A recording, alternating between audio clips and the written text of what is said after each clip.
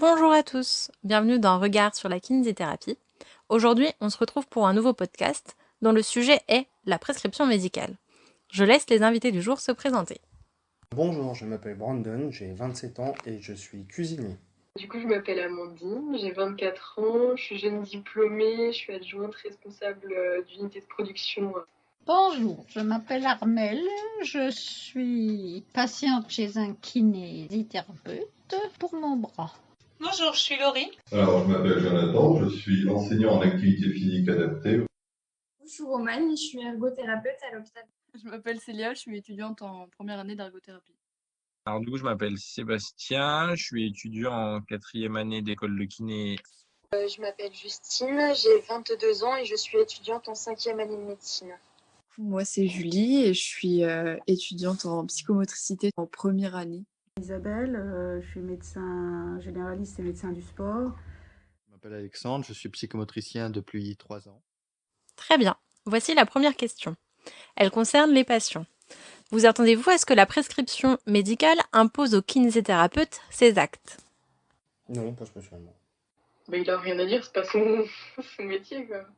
Lui, il dit ce qu'il y a comme pathologie, mais pas ce qu'il y a à faire comme soin, selon moi. C'est quand même le kiné qui voit ce qu'il faut faire dans certains domaines. Le kiné est juge de savoir ce qu'il peut faire. Super. Et maintenant, voici la seconde question. Elle concerne les professionnels de santé et les étudiants. Pour vous, de quoi se compose une prescription de kinésithérapie?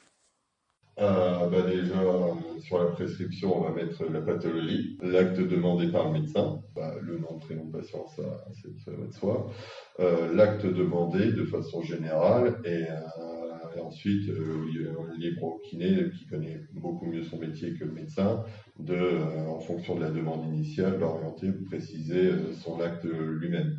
Mais ça doit comprendre la pathologie et les contre-indications du médecin. Le nom, l'âge, la patho et puis le motif de la prescription, quoi. Les prescriptions, elles ne sont pas très très détaillées, des fois c'est juste bilan. Son prénom, etc.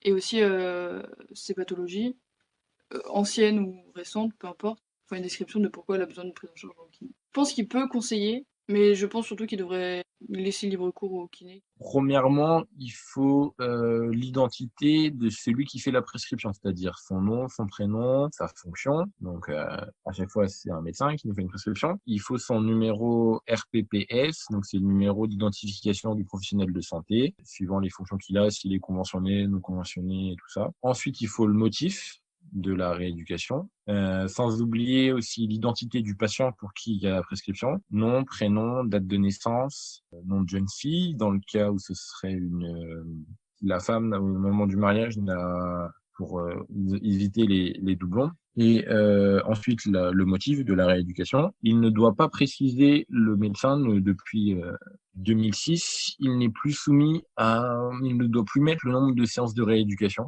Il doit juste effectuer rééducation du rachis cervical, par exemple. Et il signe, il met le cachet et il doit mettre la date du jour pour savoir, sachant qu'une prescription médicale en libéral, elle est valable 1 an, et dans le cas où on arrête les soins à un moment, elle est valable encore 3 mois pour redébuter s'il reste des séances. Si jamais on dépasse les 3 mois, on veut les reprendre, il refaut une prescription médicale. Et vous, quel est votre avis? Donc si jamais je devais prescrire la rééducation, donc je sais qu'avant on devait donner le nombre de séances. Maintenant c'est le kiné qui peut apprécier lui-même. Dans tous les cas, si on met un nombre, il pourra le réévaluer. Donc moi, je vois ça avec un bilan déjà, et ensuite de l'actif, et donc la pathologie traitée, et on peut peut-être mettre des modalités si par exemple on a besoin de la balnéothérapie. Mais après, je pense aussi que le kiné peut de lui-même choisir les options. Dans les détails, je ne saurais pas dire, mais en tout cas, les grandes idées comme ça, oui. Le docteur, il dit juste qu'on doit faire des séances de kiné. À l'endroit aussi où on a besoin. Je ne mets plus le nombre de séances parce que de toute façon c'est fini, parce qu'il faut un diagnostic déjà. Et après, théoriquement, si on a un diagnostic, le kiné est censé faire un bilan et mettre en place les soins nécessaires en fonction du diagnostic. Et sinon, moi, il m'arrive de mettre une ordonnance détaillée en fonction du diagnostic que j'aurais mis. Pour les épaules, les genoux, D'autres, je fais pas parce que ça coule de source. Mais en général, mon ordonnance a toujours étayé des grandes lignes pour le kiné. Pour moi, sur une prescription, il y a le motif de la prescription, de quoi elle doit se composer, de quoi la prise en charge doit se composer, du temps de prise en charge et du nombre de séances. Et de qui la prescrit et vers qui elle s'adresse. Très bien. Après avoir recueilli tous vos témoignages, nous allons passer à la rubrique « On fait le point ».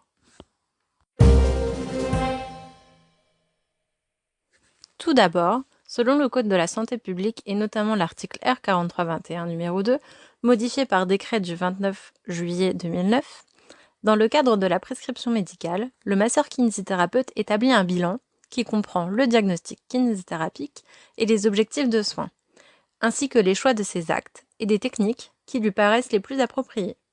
Le traitement est mis en œuvre en fonction du bilan kinésithérapique.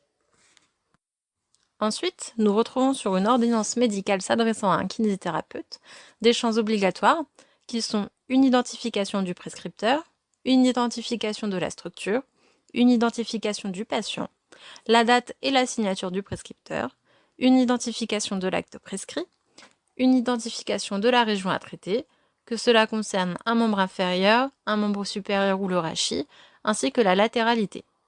De plus, il est à noter qu'il est nécessaire d'avoir une prescription par pathologie, de préciser si les soins sont à domicile si nécessaire, la nécessité d'une ordonnance bisone pour les affections longue durée, ou alors encore de préciser si cela concerne un accident de travail ou une maladie professionnelle.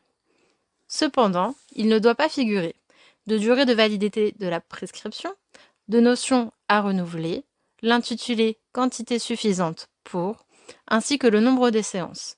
Celui-ci n'est pas à préciser, mais s'il est tout de même écrit par le médecin, le masseur-kinésithérapeute ne doit pas le dépasser. Voilà, c'est tout pour aujourd'hui. Merci de nous avoir écoutés. On se retrouve pour un prochain podcast sur le thème de l'accès direct à la kinésithérapie. À bientôt!